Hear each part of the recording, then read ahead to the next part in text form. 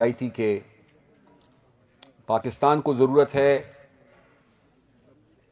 صاف شفاف انتخابات کی. اگر اس ملک میں فیئر، فری اور ٹرانسپیرنٹ الیکشنز ہوتے تو آج یہ صورتحال نہ ہوتی جس صورتحال کا آج ہمیں سامنا ہے. اتنے متنازع الیکشنز اور نتائج کہ ہارنے والے بھی احتجاج کر رہے ہیں اور جیتنے والے بھی احتجاج کر رہے ہیں. پورے ملک میں اس وقت چاروں صوبوں میں یہ احتجاج جاری ہے.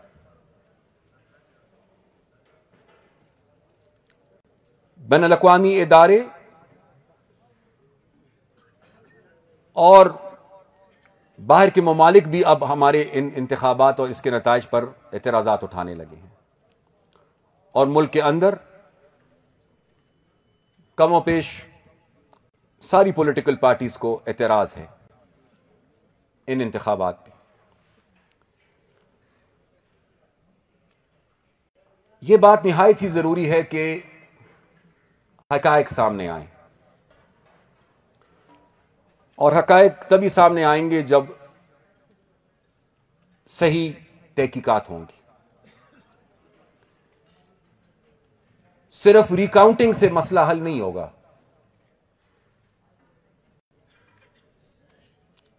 صرف فارم 45 اور 47 کو دیکھنے اور اس کا جائزہ لینے سے مسئلہ حل نہیں ہوگا. میرے خیال سے ایک ایک ووٹ کی چھان بین ہونی چاہیے.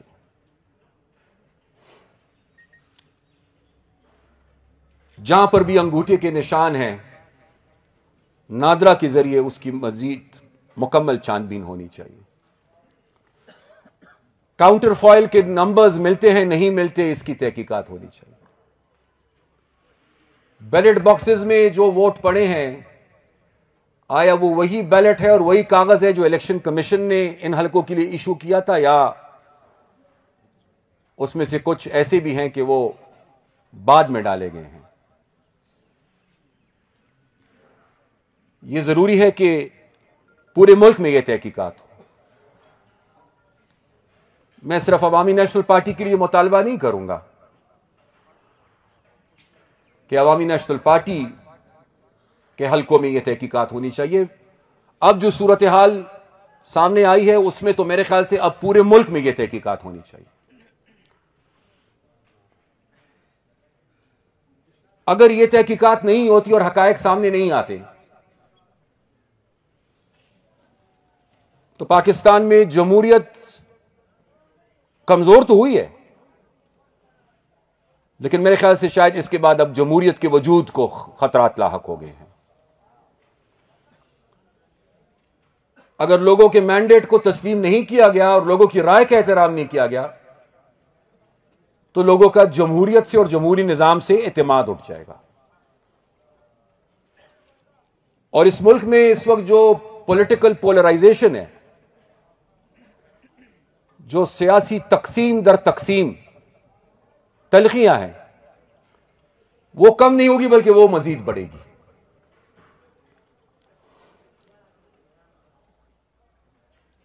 بظاہر ایسے نظر آ رہا ہے کہ شاید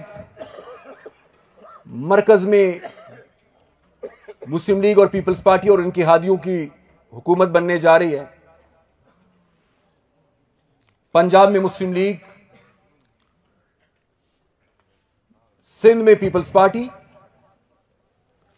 اور بلوچستان میں بھی ایک حکومت میرے خیال سے اتحاد ہی کی صورت میں بننے جا رہی ہے. اور میرا اپنا خیال یہ کہ شاید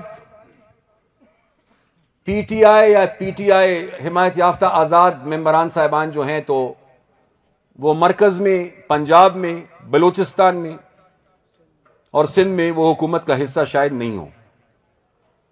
ہاں، پختونخوا میں ان کی حکومت ضرور بننے جا رہی ہے. مجھے فکر یہ ہے کہ اس وقت جو پولرائزیشن ہے، جو تلخیاں ہیں، وہ اتنی زیادہ ہے کہ ہماری صوبائی حکومت مرکز کے ساتھ ان کا چلنا یا مرکز کا ان کے ساتھ چلنا، یہ مجھے بہت مشکل نظر آ رہا ہے. اور اگر یہ ٹکراؤ ہوتا ہے اور یہ ٹکراؤ جاری رہتا ہے تو اس ٹکراؤ میں ملک کے آنے والے وزیر اعظم کا یا اس صوبے کے آنے والے وزیر اعلیٰ کا ذاتی نقصان نہیں ہوگا، بلکہ نقصان اس صوبے کا ہوگا اور پختونوں کا ہوگا. پہلے ہی سے پختونخوا کے مسائل اتنے ہیں کہ ان کو حل کرنا ایک بہت ہی مشکل چیلنج ہے. صوبہ مالی طور پر تقریباً، اگر میں یہ کہوں کہ یہ صوبہ دیوالیہ ہو چکا ہے، فائنینشیل کرائسس ہے. صوبے کے اپنا جو آمدن ہے آئینی اور قانونی جو ہمارا حصہ بنتا ہے، اس سے یہ صوبہ محروم ہے. اور بدقسمتی سے صوبے کے جنوب میں اور ہمارے کچھ سابقہ قبائلی علاقوں میں ایک دفعہ پھر انتہا پسندی اور دہشت گردی کی ایک نئی لہر ہے، اور وہ لہر معمولی لہر نہیں ہے، وہ تباہ کن ہے. ان حالات میں ملک کو بھی سیاسی استحکام کی ضرورت ہے اور پختونخوا کو بھی سیاسی استحکام کی ضرورت ہے. اور جب تک یہ سیاسی استحکام نہیں ہوگا، ملک معاشی طور پر مفلوج رہے گا، ملک میں غیر یقینی کی صورتحال برقرار رہے گی.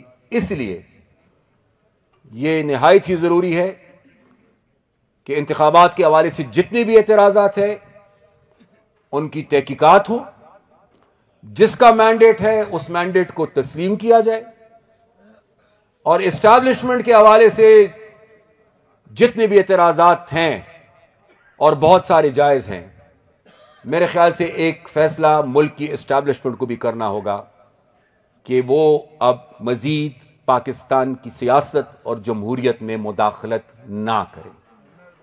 انہوں نے جتنی مداخلت کی ہے، اس مداخلت کے نتیجے میں نہ ملک کا بھلا ہوا ہے، نہ جمہوریت کا بھلا ہوا ہے، اور نہ قوم کا بھلا ہوا ہے. اب یہ مداخلت بند ہونی چاہیے، اور جب تک یہ مداخلت بند نہیں ہوتی، اس ملک کی جو مشکلات ہیں وہ بڑھتی رہیں گی، انہوں نے کم نہیں ہونا.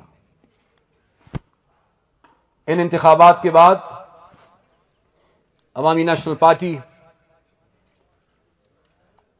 الیکشنز کی وجہ سے جو ہماری تنظیم سازی تھی، وہ سلسلہ جہاں رکا تھا وہ سلسلہ اب وہیں سے شروع ہوگا.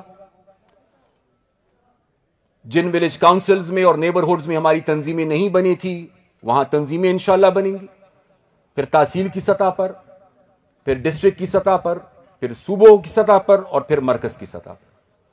اور مجھے یہ امید ہے اور میں دعاگو ہوں کہ ولیج کاؤنسل سے لے کر مرکز تک عوامی نیشنل پارٹی کے ادارے ہر عہدے کے لیے اہل لوگوں کا انتخاب کریں گے، تاکہ بہترین لوگ، ایک اچھی ٹیم آ سکے اور وہ پارٹی کو آگے لے کر چلے.